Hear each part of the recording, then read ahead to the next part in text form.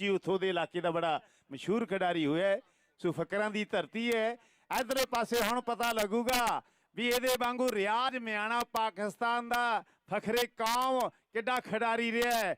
और उसे दा सदीका चौधरी, उथे दा चिराग तेली, उथों दा बाऊ रशीद अली को साहब, क्या बात है। आओ नहीं रिसा ओ भुल दिया बई बूटिया जरा डौले विच पता ਵੇਖੋ ਸਾਹਮਣੇ ਇਹ ਵੀ ਕਹਿੰਦੇ ਕਮਾਲਪੁਰੀ ਹੈ।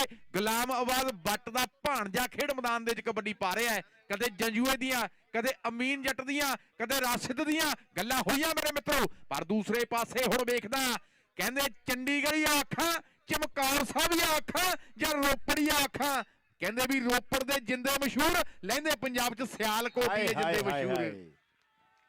ਵੇ ਕਹਿੰਦੇ ਇੰਟਰਨੈਸ਼ਨਲ ਦੀ ਟੀਮ ਦਾ ਇਹ ਹੋਰ ਹਾਲਤ ਵੀ ਕਿ ਪੱਟਾਂ ਦੇ ਨਾਲ ਪੱਟ ਨੇ ਕਹਿੰਦੇ ਡੋਲਿਆਂ ਨੂੰ ਉਹਦੇ ਹੱਥ ਨਾ ਪੈਂਦੇ। ਇਹ ਕਿਹੜੇ ਪਿੰਡ ਦਾ ਗੱਭਰੂ ਲੋਕੀ ਉਂਗਲਾ ਕਰ ਕਰ ਪੁੱਛਦੇ ਆ, ਪਰ ਹੁਣ ਕੌਣ ਪੁੱਛਦਾ? ਹੁਣ ਫੜਿਆ ਹੋਇਆ ਗੁੱਟ ਉੱਠ ਹੋ ਜਵਾਨਾ ਵੇਖ ਵੀ ਹੀਰਾ ਬੱਟ। ਇਹ ਵੀ ਕਹਿੰਦੇ ਗਲਾਰਾਂ ਦੇ ਇਹਨਾਂ ਦੀਆਂ ਕੌਣ ਕਰੂਗਾ ਰੀਸਾਂ। राजा खेला नवे पिंड दा इन्हां दी रज रज करे तरीफा, इन्हां दी रज गज करे तरीफा। आ नौजवान हीरा बट लैंदे पंजाब दा अज कहंदे भी सिरे दियां कबड्डियां पा रहा है। आओ शीलू दे नाल मुकाबला करके नौजवान ने एक होर तर्जवान दे शरीर दे विच हीरा बट इस वे रेड पाउण लई मैदान दे विच तैयार है।